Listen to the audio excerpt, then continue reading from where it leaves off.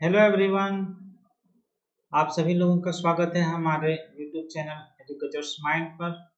आइए हम JEE Mains 2020 सितंबर फिजिक्स के नेक्स्ट क्वेश्चन को सॉल्व करें। तो यहाँ पर क्वेश्चन में है कि a block of mass m, यहाँ पर एक ब्लॉक है, मास m है, start sliding from top of inclined plane at b।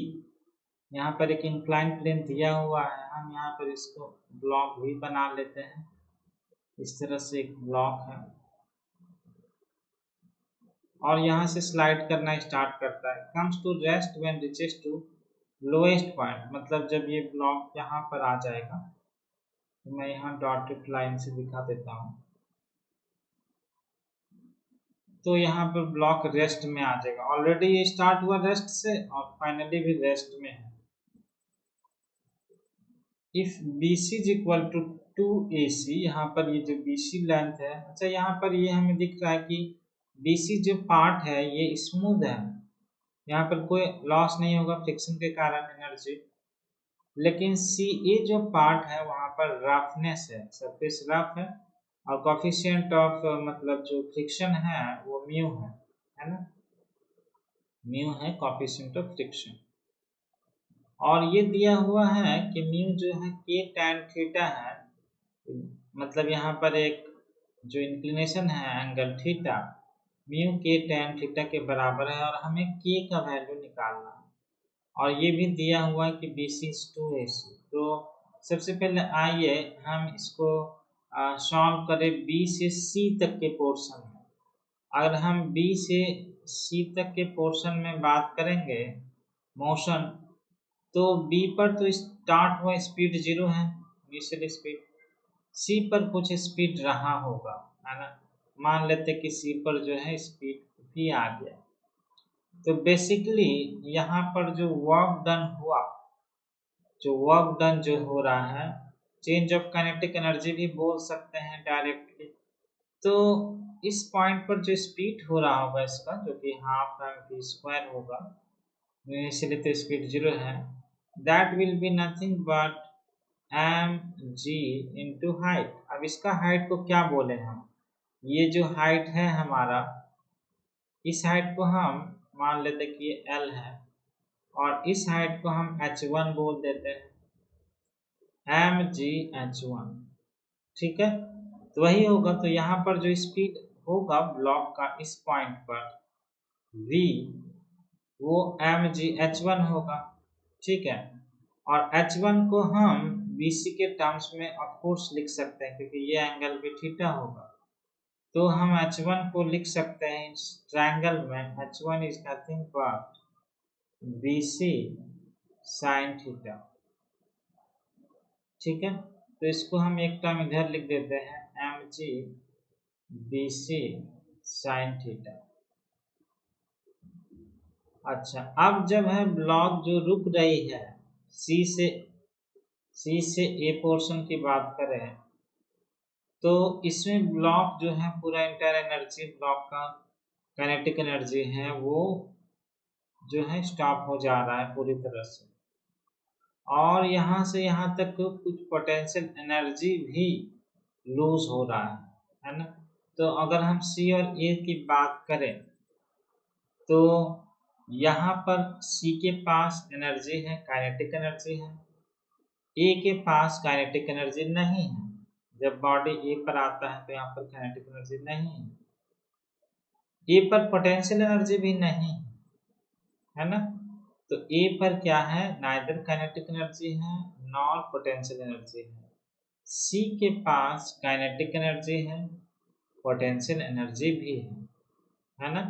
और ये हाइट को अगर हम h2 ले लेते हैं, चलिए इसको O ले लेते हैं, ये h2 हो गया, तो h2 भी हम लिख सकते हैं यहाँ से, h2 is nothing but AC sin theta.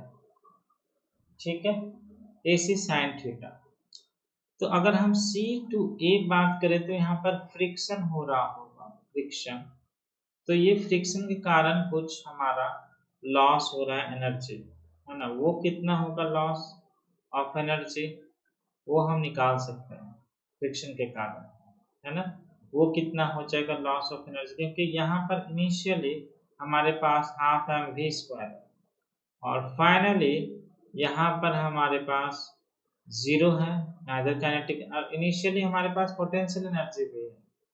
तो हम यहाँ पर एक बार लिख लेते हैं एक चीज, एट सी पर हमारे पास क्या है, काइनेटिक एनर्जी है जो कि हाफ एम वी स्क्वायर अभी मैंने लिखा, और हमारे पास पोटेंशियल एनर्जी भी है जो कि है mgh2, और इसको हम ये भी कह सकते हैं कि ये है हमारे पास mg sin थीटा, और हाफ एम वी स्क्वायर को हम mg sin थीटा भी लिख सकते हैं। ठीक है, अब बात करेंगे ए पर। तो एट ए हमारे पास क्या है, ए पर नाइदर काइनेटिक एनर्जी है और ना ही हमारे पास कोई पोटेंशियल एनर्जी है। तो ये जो एनर्जी लॉस हो रहा है, टोटल एनर्जी तो लॉस हो गया, तो this is nothing but work done against friction. Friction के कारण जो वर्क डन हो रहा है, तो वर्क डन अगेंस्ट फ्रिक्शन क्या होगा, हम निकाल सकते हैं।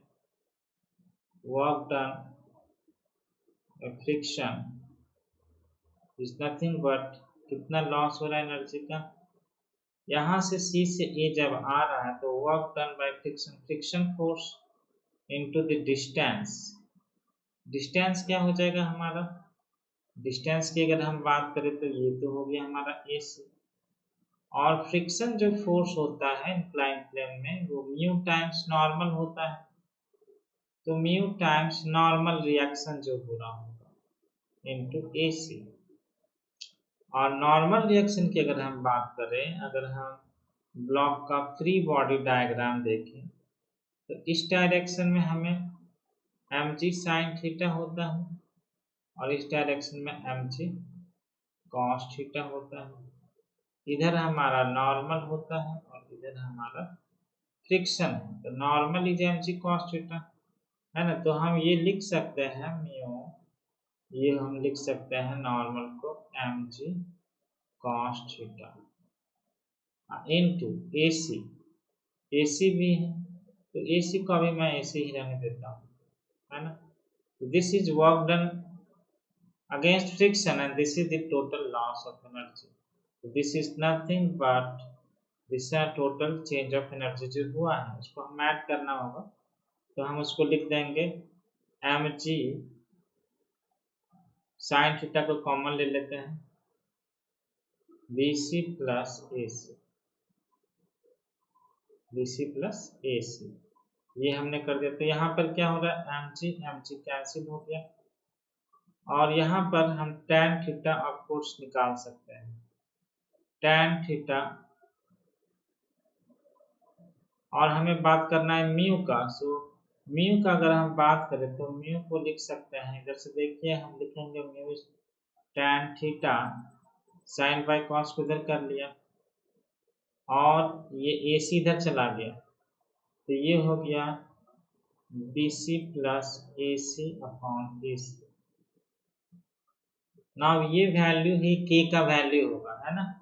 तो ये तो tan थीटा हो गया हमारा, और क्वेश्चन में BC इज 2AC है, BC कितना है 2AC है, तो 2AC और ये कितना हो गया, ऑलरेडी एक 3AC हो जाएगा, 2 + 1 3AC अपॉन AC, तो AC हो गया कैंसिल, हमारे पास जो फाइनली आया mu is 3 tan theta. So finally हम कह सकते हैं कि हमारे पास जो आंसर होगा वो